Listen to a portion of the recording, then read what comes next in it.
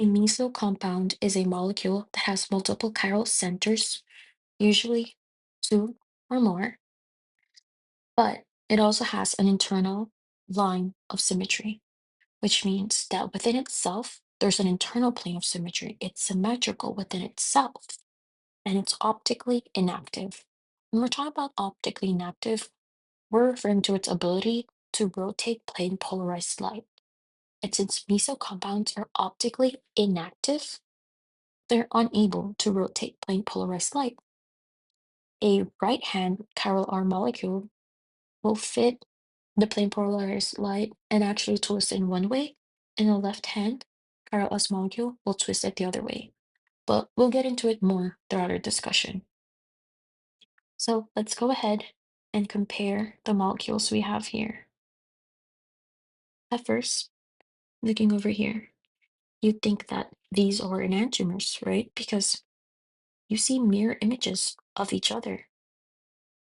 And you get to see that this absolute configurations are opposites, which is a requirement for enantiomers. However, we have to see if there is an internal line of symmetry.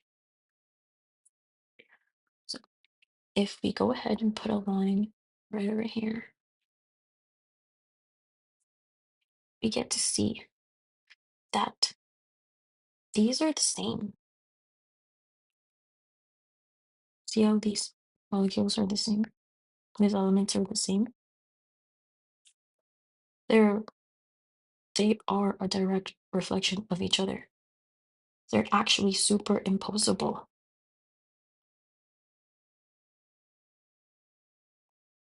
And with that, despite it having chiral centers, it actually makes it an achiral molecule overall because of it having this internal line of symmetry.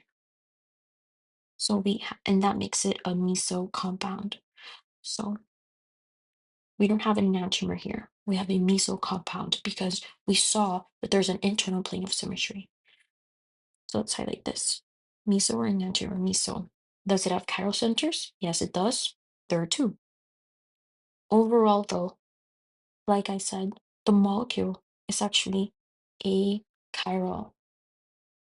It's an achiral molecule because they're superimposable on their mirror images.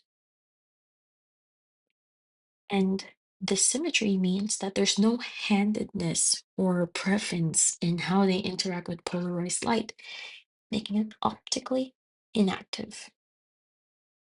Now let's go ahead and look at our second example right here. Now, if we were to draw a line here and compare it, right, we see mirror images of each other. You might think, okay, maybe these are enantiomers because R, this absolute configuration, is opposite of this, S, opposite of R. But we've learned from our past, right? Is there an internal line of symmetry?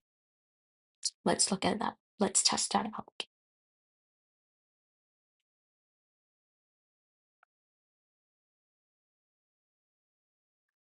Hmm.